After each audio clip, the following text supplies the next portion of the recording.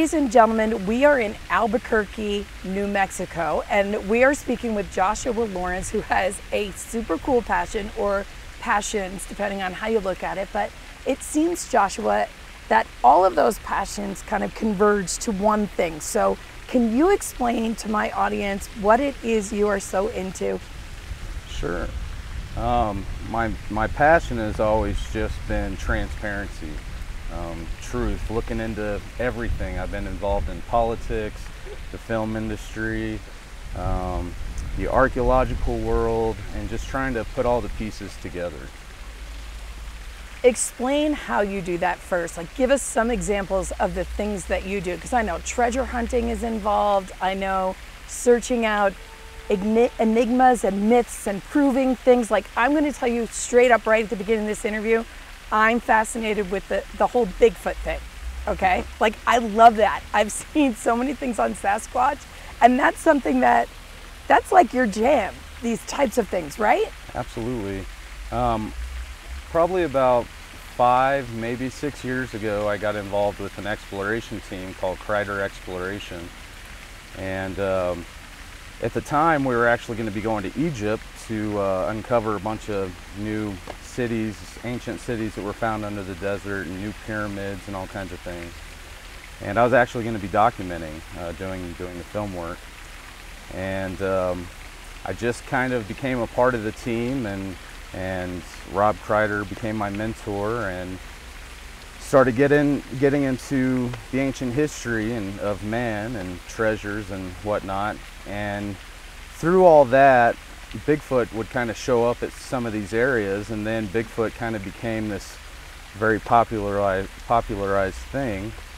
So we jumped into that so that we could lay it out in more of a scientific fashion versus just the average person going out into the woods and having an occurrence, and just trying to answer a bunch of the questions that people seem to have.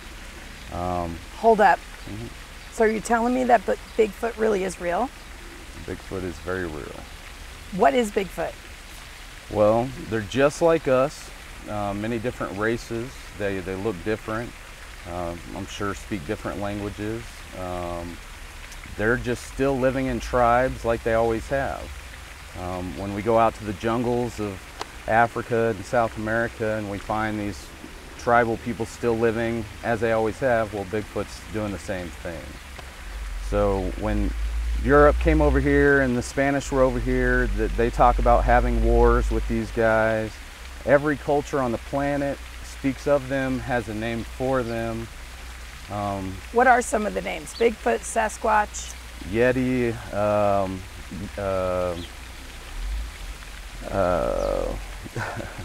That's okay if you can't think of another. No, there's hundreds of names. Okay. Different tribes call them, some of the tribes here in New Mexico call them stick man, because they build with large trees and structures. But where are they here in America?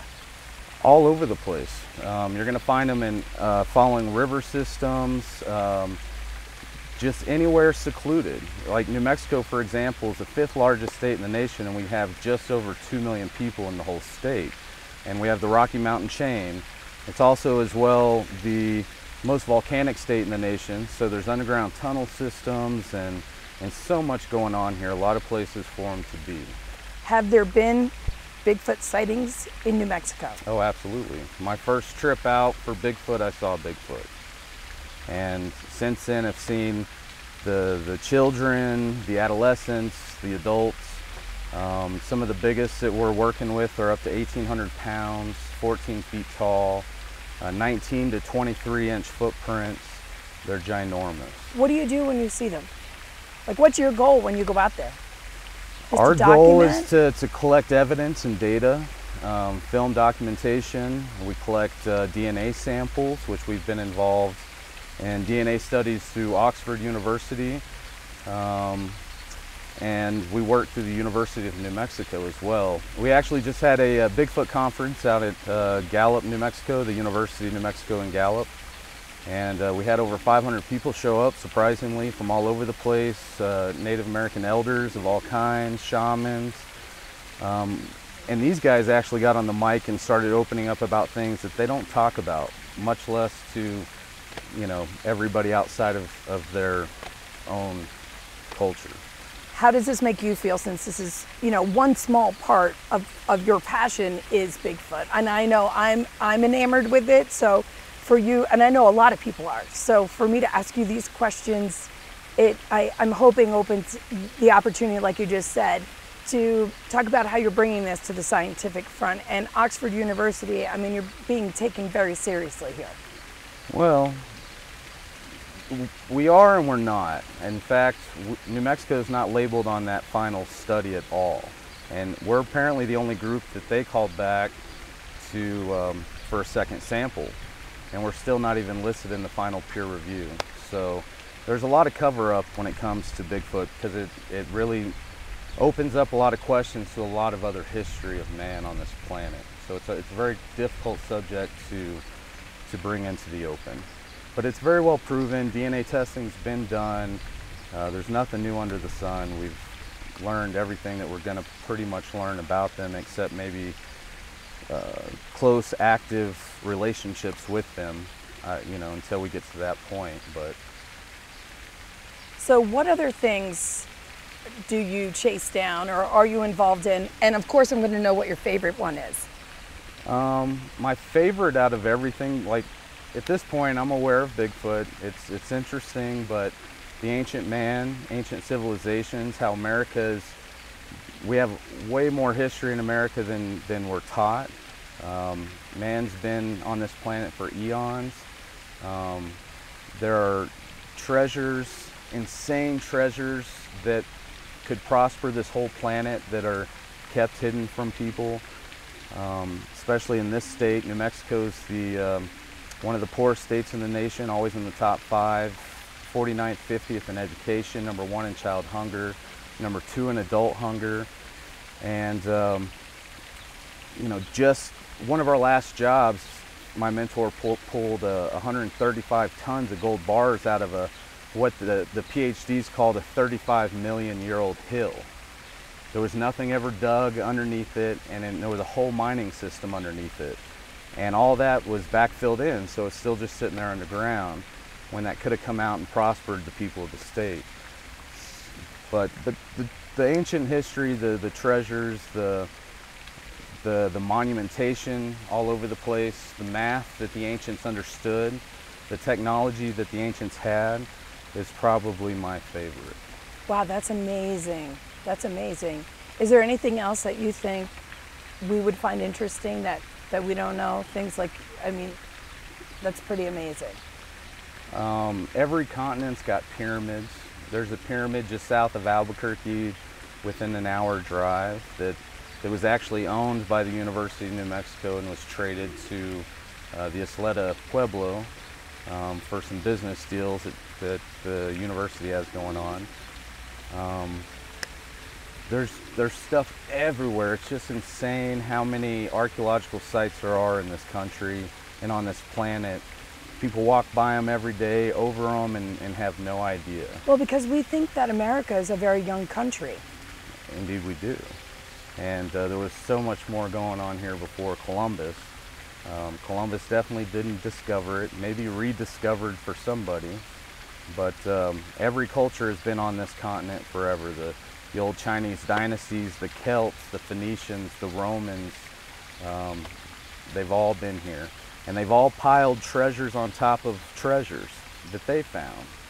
So, you know, why the elite of all these cultures always just put it away is kind of a question that I'm wondering what that's about. Okay, so you decide that you're going to jump on board and all of a sudden become a treasure hunter.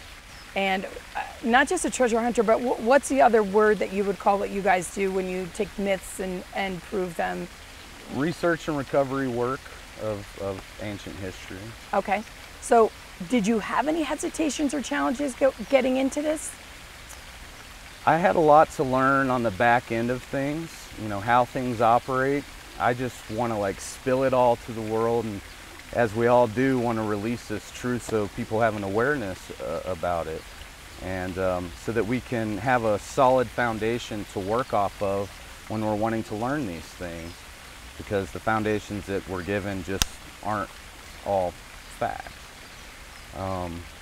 But for me, I've been an activist forever. I've traveled the country with many different groups protesting. I've worked with the Democratic Party and other groups, and I learned a long time ago to just ride that wave, to follow my heart and go with the flow. No expectations, no disappointments. You're always going to come across what you need, and whatever you're seeking is going to come your way if you're paying attention. I read a book when I was 17 called The Celestine Prophecy that just kind of confirmed what I already felt. Just go with it, keep your eyes and your ears open, and keep love all the time, and you'll always find everything that you desire. I've read that book. It's pretty powerful. Yeah, yeah. So, you know, when I talk to my audience, my thing is envision, explore, and then execute. So it's like envision something for yourself. Like, you know, if you want to make change, if you want to do something different in your life, because you're not sitting, you know, at a desk or behind a cubicle 9 to 5 every day. You know, you're out there doing different things, and some of my audience members might want to change their career paths to do something a little more adventurous, whether it's what you're talking about or something totally different. But what would you say to them on this front? What should they see for themselves? How can they look into something else? And what would this first step be? Well, I know sitting around and thinking about it too much can really halt those visions. So sometimes you just gotta go. I know money hinders us, bills hinder us from really going too far, but you'll always have a place to sleep. You'll always find a home. Definitely getting out of what you're used to, that common thing, you know, being around the same people every day, doing the same things, the same routine. It's just good to get away, meet new people, just go with the flow. Go with the flow, and I think too, like just listening to somebody like you and hopefully all of my other guests who have incorporated something that they enjoy, whether it's a full-time thing or even just on a part-time basis, right? Sure, absolutely. Take your weekend trips, man. Take the kids, just go somewhere new off the wall. My family, we always talk about just going and buying a cheap plane ticket to just some random place, go have lunch, check out the site, and come home. You know, however you can do it and however you can make it work, get a taste of it. You know, see how much you love it, find out where your drive is at, play with it, you know. How has this passion enriched your life? I've definitely awoken to a level of consciousness that I really hope that everybody can walk on, can taste. I'm happy always. There's nothing that can tear me down or piss me off enough to take me out of whatever drive I have. And I hope that anybody could do that. Tell everybody how they can contact you and look at your work and that kind of stuff. My name's Joshua James Ryan Lawrence. I'm the only one on the planet. We have a website, criderexploration.com. That's Kryder.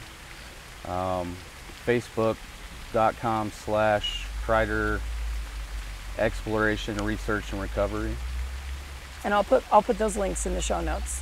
I also work with some other podcasts and work in the film industry, and always some way to make money just to continue with what I'm doing. But find me for sure. I have other interviews out there you're welcome to check out. And I talk to you, and I talk to you, and I talk to you, and I talk to you, and we love, and we hate, and we demonstrate, we try to relate. This is my breakthrough. Whoa. Said now, this is my breakthrough.